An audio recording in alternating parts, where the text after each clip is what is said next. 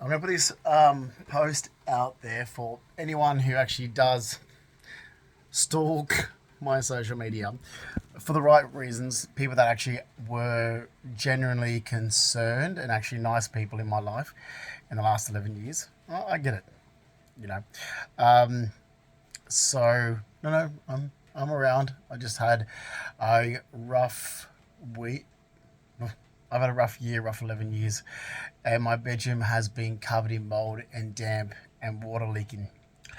So you might have seen that other video and the other photos. You might have seen the other video and the other photos since March last year. I don't know. Geez. On my, I'm not a builder, Dad's a builder, but on my building eyes perspective, when you see water coming into a place, the first thing you want to do is to start investigating. Don't get me wrong, Dave from Portfolio Team did. And the guys that came out, really good, and found out that the wall cavities are getting filled up with water.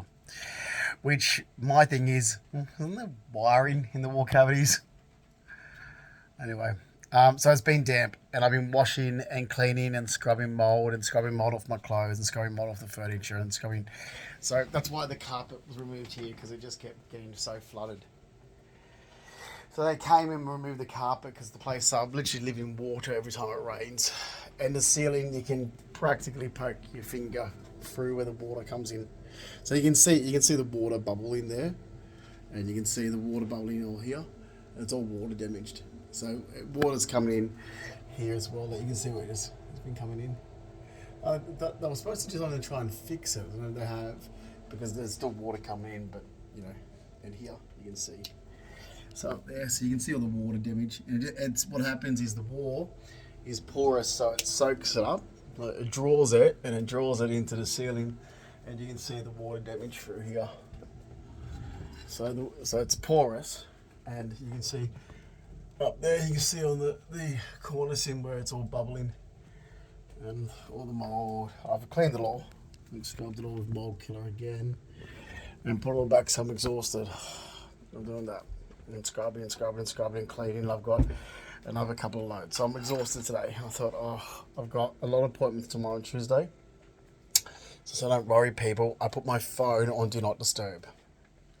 So those who that are genuinely concerned because they're nice people, my phone was just on was on Do Not Disturb because I was like, we're both waterlogged and no one have had so many chest infections in the last year. Oh, don't worry, that doesn't concern my doctor. I've had like I said, well, how many of you have? It's like, well, it's been a continuous chest infection. Like it actually hasn't healed, but if I had to pin start to finish, I guess, I don't know, 4 to 6 chest infections in a year. Because, four's normal. I'm like, it is? Having 4 chest infections in a year is normal? Wow. Well, then I must have lived a very healthy life before 2010 because I never had a chest infection. So 4 in a year is normal? I'm like, okay. Well, that's like 4 continuous. Because like I was saying, yeah, it's literally like having, this continuous line of a chest infection. It's like you get it and it's going on for months and it slightly settles down. So then I'm like, oh, okay, well, then I'm over it. Then you might have a week and then it flares up again. So when I'm saying 4, it's still the entire year I've had a chest infection. It's like this sort of infection and fluid on my chest, and it's like it's bad, and it goes down. It's like, oh, it's gone bad again. So it's like me saying, well, I've actually literally had 1 chest infection, but it's continued for a whole year. Every time I'm off the antibiotics, it's still there. The antibiotics aren't clearing up this chest infection. But that's okay, Dr. Baker. Don't be concerned at all. Because this is the problem with my medical team is that when my health was really bad, they weren't concerned about physical health or chronic illness that I was getting. They wanted to, the government funded money for mental health workers is massive. So they get more money from that to put it under mental health than they would if you actually just give me something to fucking clear up an infection. Oh, then why would Justin be so upset? I don't know. You know, maybe if you had have got on to my skin infections early on, they wouldn't actually be antibiotic resistant. There you go. How about that? Because in 20, so with all the things I had, and I ended up getting bad skin infection, and I've had how many now? Four skin like pieces of skin cut out of me. More recent was last year, where they actually cut skin out and stitch your arm back together. Like it's only a little bit. It's just to take to test it off, and to work out why nothing's clearing up this skin infection. It was because it was antibiotic resistant.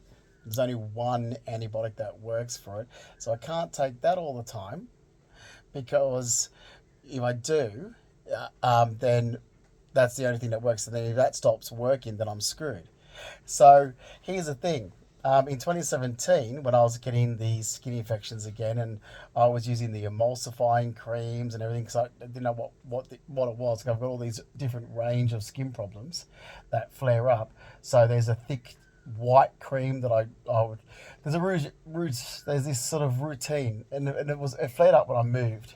So I was doing it in 2017 where I would use this wash, let soak on for 15, medicated wash, let soak on for 15 minutes, go rinse it off. Mind you, I used to use my coffee scrub still. So I don't know, like I stopped using that. So I used to make my own scrub with coffee and salt. And I scrub myself first, then use my medicated wash, then use the compounding cream, let it soak on, then wipe it off. And it looks like thick glue. It's white. It is white cream, and it's supposed to, anyway. I mean, don't test it back then. Don't test it back then when my skin's like when I'm red raw, and then you've got idiots that were Spider My Life going, oh, I must be sunburnt. I'm not sunburnt, it's an infection. You see all that redness all over my skin? That's an infection. So if you think about a small infection, that's over my entire body. I'm in agonizing pain. So if I'm angry, yeah, I've got a fucking skin infection. You know, don't do it back in 2017, Dr. Baker. No, not at all. No, and because I was trying to keep my skin clean, because I break out in skin infections really easy, then it was like, oh, we're going to make this about mental health. He's got an excessive disorder of, hey, he's a clean freak. I'm like, well, I'm not really, but I actually pick up skin infections that don't heal. So don't tell the truth. No. Don't tell the truth at all. Which there's truth is that I pick up skin infections that don't heal. Okay, so I try to keep everything in an environment that, like make sure that I'm not going to aggravate a skin infection that doesn't heal because it's antibiotic resistant. Okay, because I do have health problems. But no, let's not tell the truth about that. Let's make it about mental health and go, you see, he has to wash his hands all the time. Or you see, because he's a neat freak, or he's got to be clean. He's got this obsessive compulsive disorder where everything's got to be clean. No, I don't. Actually, okay, pin that. I do. Everything has to have a place, and everything has a place. But even in my clutter designs, because I love these sort of like English looking sort of. English countryside meet like Ralph Lauren look, where you've got saddles and boots and so forth sitting on Chesterfield sofas type looking, feel like that sort of like old countryside clutter. Yeah, everything still has a place in it, even though like that. Or when I do my streamline Art Deco look, which I love, it's always so that whole British look is for the bedroom. The streamline Art Deco is for the living room. The dining room I used to always do like a Georgian or sort of did a bit of a steampunk look once, which looked really good, really funky for the dining room. Okay. Yeah. Or the cigar room, I did a really good steampunk look once as well, sort of going for, but I was still going for that whole, British sort of look when I did it. Anyway. Or Georgian look. So there's all different, so everything still has a place. So yeah, I'm probably a neat freak like that, where everything does have a place. My backsy. But no. It's like, oh, you see how many times he washes his hand or how he's keeping the place clean. It's like, yeah. Did you notice that I had a skin infection that wasn't healing when I was doing that? It's like in 2017, this insane bullshit for mental health workers. I'm like, okay, yeah, I've got to break out of the skin infection that's not healing. So the infection itself doesn't heal, and it takes forever to heal. So I'm not doing something because it's a mental health reason. I'm doing it because it's a actual physical health issue. So how about stop lying because you can get money from the government, and how about actually doing something that's going to help a person themselves in their health? Because the mental health scams that you guys have been doing recklessly endangered my health. Like literally recklessly endangered my fucking health with your mental health scams. Okay, so instead of doing a mental health scam because the government's giving you so much money for it, and I've heard about this now since, when was it? Well, I'll say 2008, with my barrister James Cospidas telling me that the way that things are done after my injury from work. So my left eye was damaged, the temple was damaged, my back was damaged, my shoulder was damaged, my knee was damaged, my S1 L5 slip disc was damaged. You can see it all. The back of the head here was damaged. So you've got all these health problems and injuries. They will only pay for one of them. I'm like, what? So you can only get one covered. Yeah, your left eye, or the chronic migraines and the damage that's been done for a glaucoma, or your back injury. I'm like, what are you serious? It was because that's how it works. People don't realize how bad the Australian system is. I do. Okay, when you want to go, oh, but Australia's so much better than America. No, not for things like this, it isn't. Because in America, you can sue. So when I was mugged and robbed November 30th, 2007, and bashed up pretty badly, like with what was Chopper said, a blunt force object, like a crowbar. I took it to my back. I couldn't get things covered. Now, what he then said was, however, if you just bring it all under mental health, you'll be able to get, put it through and get something. So, your back's, because my back was, I could hardly walk on my right side. Oh, there we go. Actually, pin that for a sec. There we go. Last year, after finally getting all the scans done, stuff with my torn meniscus on my knee, Dr. Baker said, so how long has it been that bad? You can have a look at the scans. I'm like, you mean how long's my right knee been that bad where I can't walk on it? I was in here rubbing it going, it's fucking killing me. I was like literally going, oh my God, Dr. Baker, it's absolutely killing me. My knee, my back is pulling my knee. That's what I said to him in 2017. I was using my walking cane so much in 2017 because it was killing me during the move. And I was in there with Dr. Baker in 2017, like going, oh my freaking God, the pain in my knee, I can't bear this. It must be pulling from my back. I'm not a doctor. I thought the slip disc in my back was pulling my muscles in my leg and pulling my knee out. I had no idea I had a torn meniscus that was damaged and actually there since like 2007. Just getting worse. Just sitting there in the background, getting worse. Why they want to play their little mental health scams. I don't need your little mental health workers. I need an active medical team, or medical legal team that's going to focus on the actual injuries and not sit there with your bullshit mental health crap. Okay? Because that's a torn meniscus. Okay? The skin problems is a antibiotic resistant skin problem. The chest infections are chest infections. The damage to the left eye where I got hit really bad here, you can see to left eye, and it caused discoloration at first, and then the eye started healing, and now it's just got blur. I've just got blurriness. God almighty, it's that bad. Wow, it really is that bad. Okay, all right. So I've just got blurriness. Oh my God, great. And my right eye's, oh, fabulous.